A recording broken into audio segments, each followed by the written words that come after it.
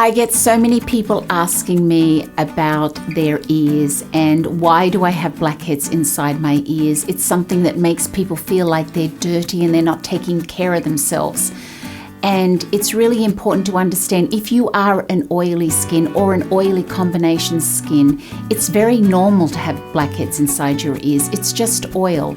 It is important, however, when you do go to your facialist, to have them check your ears and make sure that they can get them out. It is obviously because it's inside the ear, it's not something that you can get out with just your fingers. You need to have the little tool. So that's why it's really good to have your SD do it for you. And just to know that it's very normal. So just have them check your ears when you go in for your treatment.